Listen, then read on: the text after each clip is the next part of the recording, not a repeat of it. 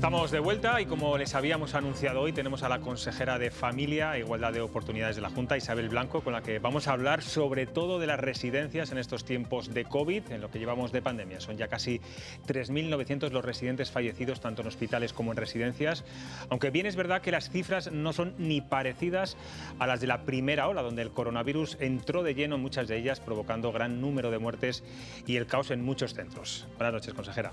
Buenas noches. Vamos a empezar esta entrevista por lo más actual. Decía, hace unos días, anunciaba el lunes pasado que su consejería no iba a renovar el concierto de las plazas en las residencias que han incumplido el protocolo de vacunas, es decir, que no han vacunado primero a los residentes y a los trabajadores. Entiendo que esto es una forma de castigar y de evitar estas prácticas. Pero le pregunto, yo no sé si se pierde el hecho de que se pierda una plaza concertada. ¿También afecta a las personas que están en lista de espera para esa residencia? No, porque la plaza no se perdería. La plaza ahora mismo está ocupada por una persona mayor. Cuando esa plaza se quede vacía, lo que no haremos es renovarlo con ese centro y se buscará otro centro en la comarca o en la zona, en las proximidades, para incorporar esa plaza. En ningún momento se perderían las plazas. Bueno, si se le rescinde el concierto, no se renueva con el centro que lo tiene, pero se renovaría o se pondría en marcha con otro centro. Esta medida sería para centros privados, para residencias privadas. ¿Qué ocurriría si este tipo de prácticas fraudulentas se detectan en una residencia pública? No, para residencias privadas y para residencias públicas. Hay que tener en cuenta que también hay residencias municipales, de titularidad municipal, por ejemplo, que tienen plazas concertadas. Entonces serían tanto en residencias privadas como en las residencias públicas. Hoy publicaba el diario El Mundo que la directora del geriátrico de Villavicencio, en la provincia de Valladolid, donde se vacunaron algunos políticos, entre ellos el alcalde, y no se dejaron vacunas para 4 trabajadores, sino para los miembros del patronato, que son en este caso los políticos. Este es un centro municipal, pero yo no sé la Junta qué puede hacer en estos casos, porque la directora ha dicho que no va ni siquiera a dimitir. Bueno, en primer lugar, se ha abierto un expediente, lo ha dicho el delegado estos días, se ha abierto un expediente informativo de la residencia para saber qué ha pasado, cómo ha pasado y por qué ha pasado. A partir de ahí se toman las medidas ajustadas a la legislación vigente que se puedan aplicar, que se puedan incorporar. El centro de Villavicencio en concreto, lo hemos comprobado, no tiene plazas concertadas, en este caso no tiene plazas concertadas, pero lo que sí hay que poner de manifiesto, y me hablabas del lunes y yo lo decía, es que la responsabilidad de que se estén vacunando esas personas es tanto de los centros residenciales, que las incluyen en los listados, como de la propia persona que se vacuna, sabiendo que no es un grupo prioritario. No vale la excusa de sobran las vacunas, no, las vacunas no sobran.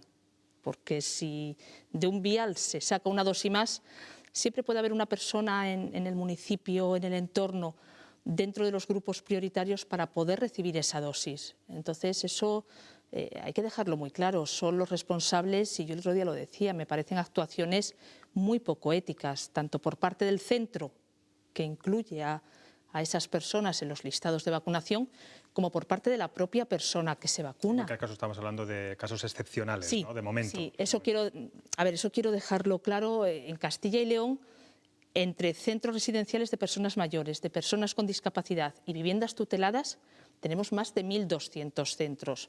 Hasta el momento hay 3, 4, 5 casos. Estamos hablando de situaciones muy excepcionales y muy puntuales por el momento. Daba usted también la semana pasada un dato que yo creo que puede preocupar a muchos residentes y familiares que tengan ancianos en estas residencias. Decía que entre un 10 y un 12% del personal de las residencias en Castilla y León han rechazado vacunas, bien por motivos personales, bien por motivos de salud. No sé si puede especificar qué porcentaje es cada cual y qué se puede hacer en estos casos, cuando una persona que trabaja en una residencia se niega a ser vacunado. A ver, en personas mayores, de los propios residentes estamos hablando... ¿Un 3% hablaba, no? Sí, un 2,5% esta mañana, porque se han ido incorporando algunos de los centros. Esta mañana que he mirado el dato era el 2,5%, y en trabajadores era el 11,4%, los que no se han vacunado. ¿Y de ese 11% la mayoría es por no querer vacunarse o de por ese motivos 11%, de salud? lo que sabemos es que han dicho que no se vacunan. En algunos casos hay motivos personales y en otros casos a lo mejor la persona en ese momento estaba de baja y cuando se incorpore retomará la vacunación, o por problemas de salud o por recomendación médica. A ver, es verdad que hemos insistido desde el primer momento en que se tienen que vacunar. Hay que proteger a las personas más vulnerables, que son las que viven en las residencias, tanto de personas mayores como de personas con discapacidad. Pero la vacunación es voluntaria. No podemos obligar a esas personas a que se vacunen, por lo tanto hay que respetar la opción que ellos eligen. La tranquilidad nuestra es que el 98% de los ancianos, el 98% de las personas mayores se han vacunado. Esas personas van a ser inmunes y van a estar protegidas.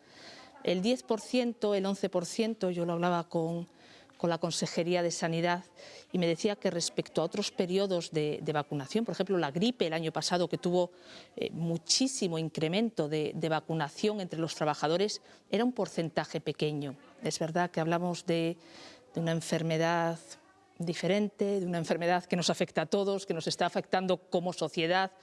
Por eso quizás... Y en lugares muy sensibles, ¿no?, como se ha demostrado durante esta pandemia. Sí. Entonces, Sí. Una cosa, yo no sé si tiene el dato de qué porcentaje a día de hoy de personas residentes en las residencias de Castilla y León se han vacunado. De personas residentes, Sí. de personas... A ver, hemos vacunado centros, el 95% de los centros. Nos faltan por vacunar 36 centros, porque en el momento de iniciarse la vacunación estaban en brote. Y si hablamos de discapacidad, ha habido un poquito más de brote en estos casos.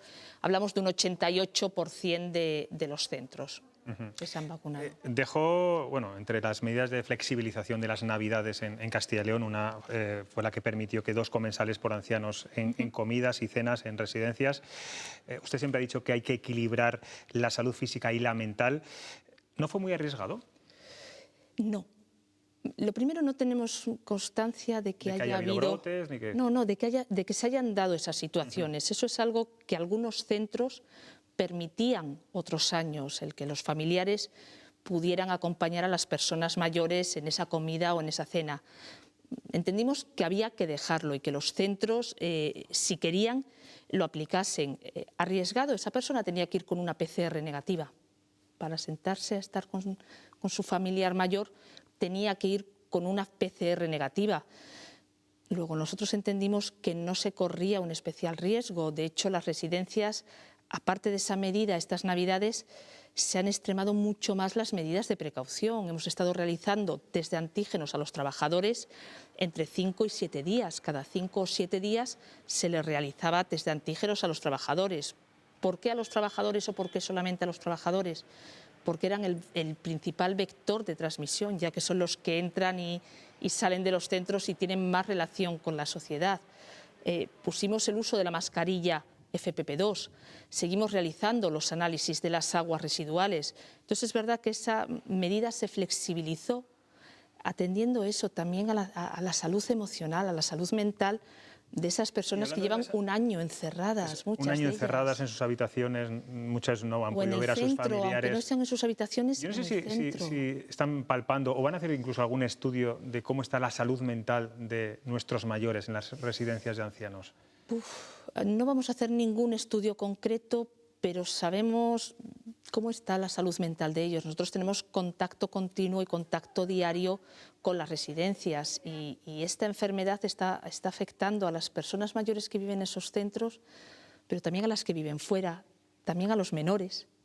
Dices, nos está afectando a todos. Dices, la verdad es que cuando pase la enfermedad propiamente dicho, cuando tengamos esa inmunidad de rebaño, o tengamos el 70%... que ha visto la muerte muy de cerca, que no ha podido salir, que no ha podido ver a sus familiares, sí, entiendo sí, que, sí. que el toque moral es mucho mayor. Sí, ¿no? sí. Bueno, el coronavirus está claro que se llevó, no sé si por delante el modelo de residencias o se tuvo que repensar, se dieron cuenta de que no estaba preparado para una pandemia como la que estamos viviendo, la que hemos vivido. Usted ha anunciado un nuevo modelo que ahora mismo se está negociando, está en plena negociación. ¿Se han dado cuenta de que hay que sanitarizar las residencias? Esa es la palabra. Por ahí va el modelo de residencias. Sí. No medicalizar, que muchas ya lo estaban, sino hospitalizar o sanitarizar. Sí, fíjate, últimamente es una frase que yo he dicho mucho, la de sanitarizar. A ver, en Castilla y León se estaba implantando un modelo residencial que era el basado en las unidades de convivencia. Las unidades de convivencia son pequeños módulos, entre 12 y 16 personas, dentro de un gran bloque o dentro de una gran residencia. Pequeños hogares. Digamos. Pequeños hogares, pequeñas casas, es el modelo en mi casa. ¿Qué tiene de ventaja? Aparte de la propia construcción, que esas personas mayores tienen siempre los mismos profesionales de referencia. No van rotando por turnos, ellos tienen siempre las mismas personas, con lo cual para las personas mayores es una gran ayuda, es un gran avance, se desorientan menos y saben quién es su persona de referencia. A partir de ahí, con toda esta pandemia, dices, los centros no estaban preparados, ni las casas para ser colegios, ni para ser oficinas, y tuvimos que adaptarnos a la situación que se nos vino encima. Constituimos el grupo de expertos, empezamos a hablar con los expertos. Es verdad que surge el debate entre medicalizar, hospitalización, sanitarización, y fue una palabra que nos dijo uno de los expertos que vino, hacia que hay que tender hacia la sanitarización de los centros, a que esas personas mayores que viven en su casa, que es la residencia, aunque ésta sea un poquito más grande y con más gente, sean atendidas por sanidad, por el sistema de salud de Castilla y León. Eso no quita o no quiere decir que vayamos a quitar a los médicos o que vayamos a quitar a las enfermeras o que vayamos a quitar a los profesionales sanitarios de los centros.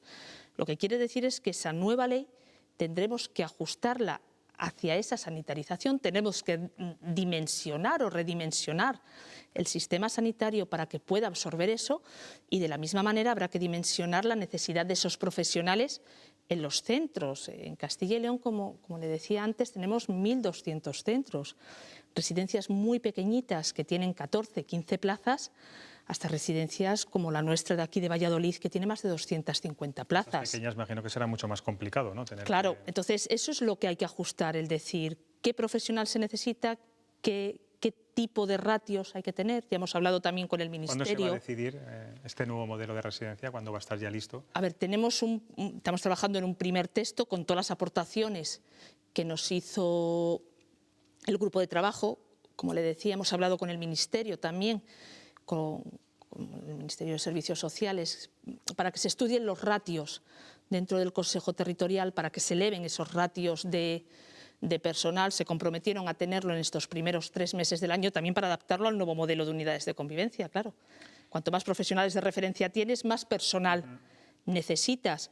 La intención es que el proyecto entre en las Cortes antes de que acabe el año. Muy polémico fue durante la primera ola el no traslado de residentes a los hospitales. Yo no sé si con el paso del tiempo nos puede aclarar quién tomó esa decisión, si fue usted, si fue la Consejería de Sanidad, y qué desgaste ha tenido para usted esa decisión. Es que no fue verdad que no se trasladaran, no fue verdad. En la primera ola se trasladaron más de 5.000 personas a los hospitales. En la situación... Hablo de casos concretos. Sí, pero no fue verdad. Se trasladaron más de 5.000 personas a los hospitales, siempre siguiendo los criterios médicos.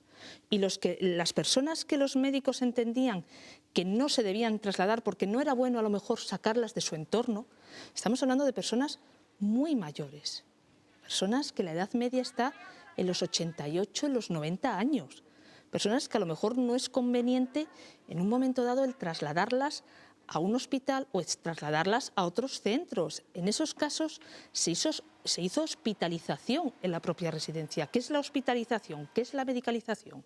Esas personas tuvieron su oxígeno, que es lo que necesitaban en ese momento, tuvieron sus antibióticos, tuvieron su farmacia y tuvieron a los profesionales que se encargaban de ellos allí mismo. Y les repito, se trasladaron 5.000 personas en esta segunda ola, se han trasladado muchos menos. En cualquier caso, consejera, es verdad que la imagen de las residencias, no solo en Castilla y León, en toda España ha quedado muy dañada.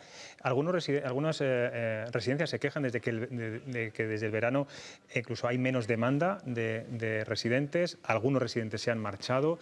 No sé cómo se puede cambiar esta imagen, pero también hay muchas residencias que están pidiendo incluso subir el precio por acceso a una plaza. ¿Usted lo ve correcto en estos momentos, subir el precio de las residencias? A ver, yo veo que la imagen de las residencias es verdad que quedó dañada, que las residencias, siendo los elementos más vulnerables, porque tienen a las personas más vulnerables, porque son las personas que más han fallecido por su edad, porque este virus ataca en espacios cerrados, ataca a personas mayores, ataca a personas que tienen otras patologías, que tienen otros problemas, y eso se nos vino de golpe.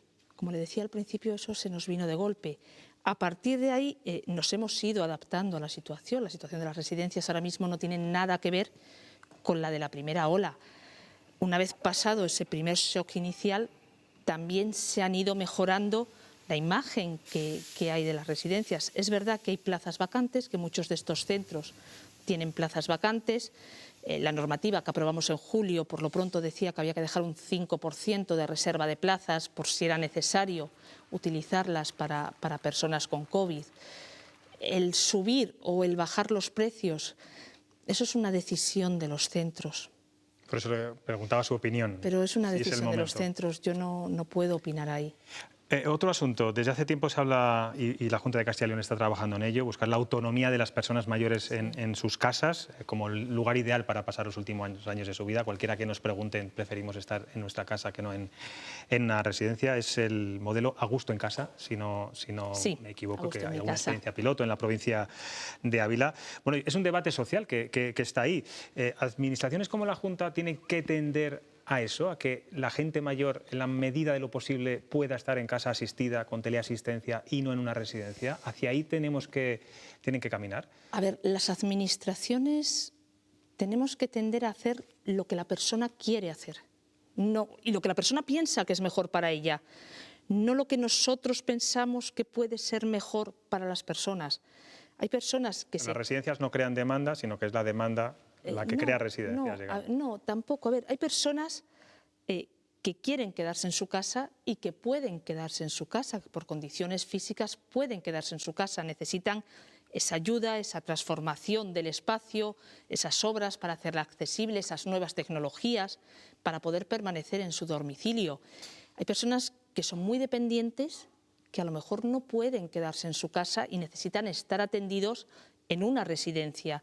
Entonces, lo que tenemos que intentar, lo que tenemos que tender es a darle solución a los problemas que ellos plantean y a lo que ellos quieren, no a lo que nosotros pensamos. Ni el modelo 100% residencial, ni el modelo 100% me quedo en mi casa. Tenemos que ser capaces de conjugar las dos necesidades en función, sobre todo, de las necesidades de ello y de las características de esta comunidad tan grande, tan diversa, tan variopinta y tan envejecida. No es lo mismo los municipios de Valladolid, por ejemplo, más grandes, sin anejos, sin otros núcleos de población, que los municipios de la montaña leonesa.